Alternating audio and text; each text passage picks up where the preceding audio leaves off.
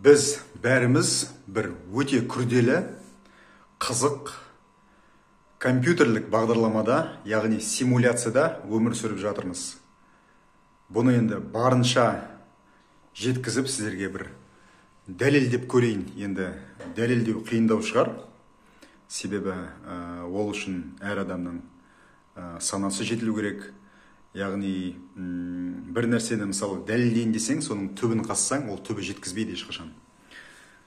Сондықтан мысалы сондай бір өзі материалдық әлемде өмір сүрсе де, санасы бір кең бір әлемдерді көрген, мысалы Садхгуру, бұрынғы мысалы бір пайғамбарлар, солардың бағана санасы жеті аспаннан асып кеткен, былайша айтқанда. Сондықтан ол аспаннан асса да, енді жеті аспан деп бір аллегория ретінде айтып отырмын. Сол аспаннан асса да, оның шегі жоқ. Әрі қарай басқа әлемдерді, мына Құранда жазылған 18 мың әлемді, 18 мың әлемдің барлығын көріп танысаң да, оның артында басқа да әлемдер бар екенін көріп жатады.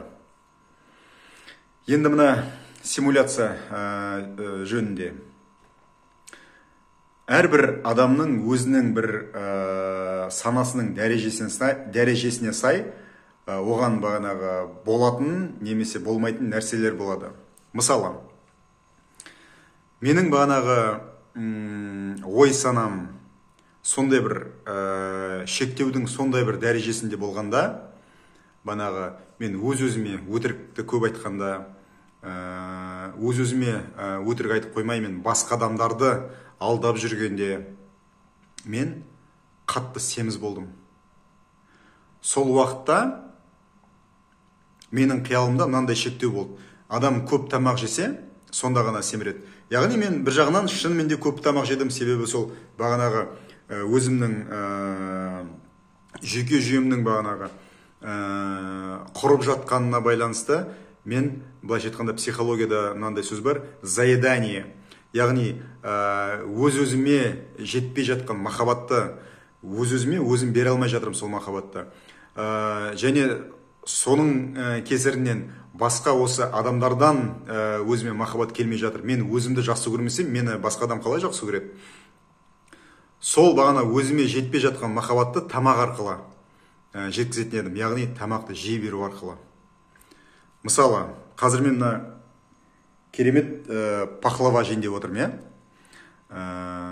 мен қазір 37-демін, бағанағы салмағым 76-78. Бұрын енді видеомда айтқандай 110 килограммға дейін жеттім. Сол уақытта, сол бір 25, 26, 27 жасым, мен кез келген печеньке жесем де семіріп кете беретін едім. Ал қазір мен не жесем де семірмеймін. Әрине мен мынандай бана Гербалайфты қосымша қолданамын, бірақ қолданбайтын кезде де болады. Әне жерде тұр. Қолданбайтын кезеңдерде болады. Жалпы мен бұның дәмін өте жақсы көремін. Мен өзімнің денсаулығыма пайдасы көп. Оны мен қазір қолданып жүрмін. Арықтау үшін емес, жалпы денсаулығым үшін, жалпы дәм үшін. Ал жалпы мен қазір, мысалы бір көрсетейін. Мына бір тәттілерді жей берем, Мына бір кукурузды жей берем. Холодильникте де бағанағы тоңазытқышта тұр тамақтар. Ал бұрынғы сол дәрежемде, былайша айтқанда, егер дәреже бойынша санайтын болсақ, бір ойынның дәрежесі ретінде санайтын болсақ, сол бір дәрежеде, ойынның, сол бір симуляцияның сол бір дәрежесінде маған бұны жеуге болмады. Бұны жесем, мен семіре беретін едім. Қазір мен не тамақ жесем де семірмеймін. Бір жағынан қанша тамақ жесем де семірмеймін. Екінші жағынан ондай тамақты бағанағы мен жей бергім келе бермейді. Қазір өз-өзімді қинамаймын. Ананы жеуге бола ма, болмай ма деп. Мен не жегім келеді, соны жеймін. Бірақ соның өзінде мен саналы түрде пайдалы тамақты немесе сол құрамында бағанағы түп саналы түрде мен соған тартыламын. Құрамында маған менің организме пайдалы бір нәрсе бар деген сөз. Солай қабылдаймын қазір тамақты.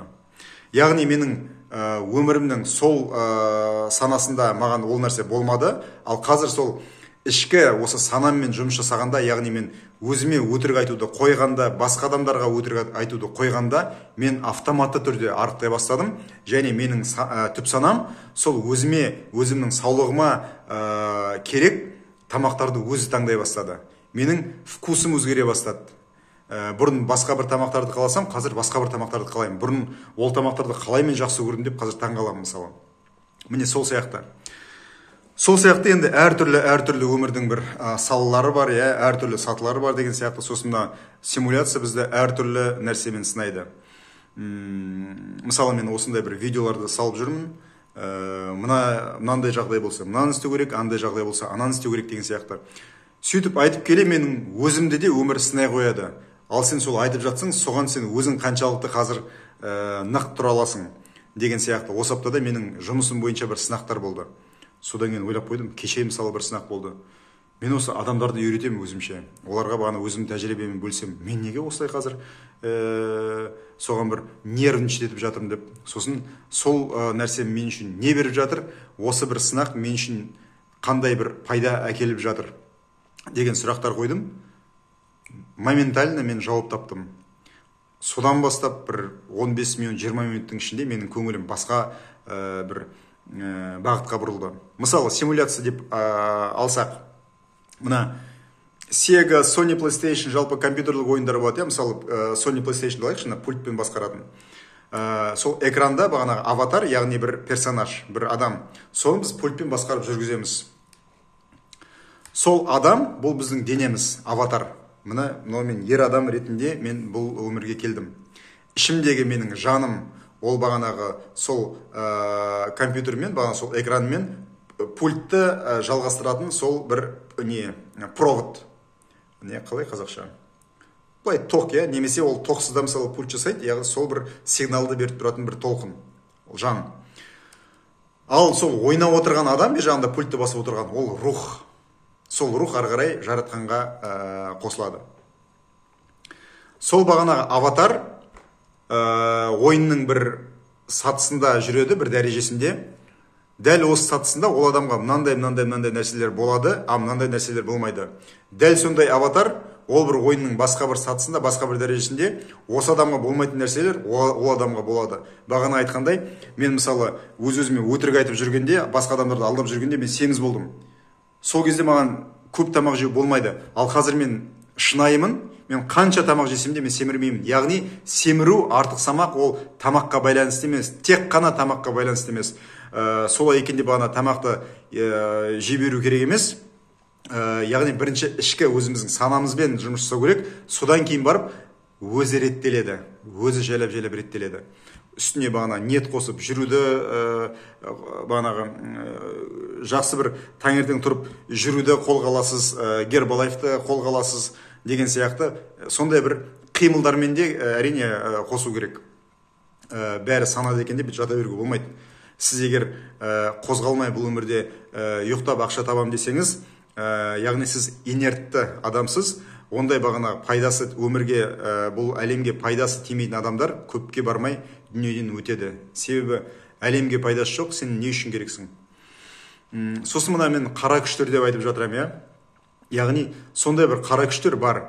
Бірақ санамыз шектеулі болса, немесе барынша шектеулі болса, ойбой ол қара күштер, ойбой ол шайтандар, жындар, бірдеңе деп біз оларды жек көреміз. Оларды жек көрудің қажеті жоқ.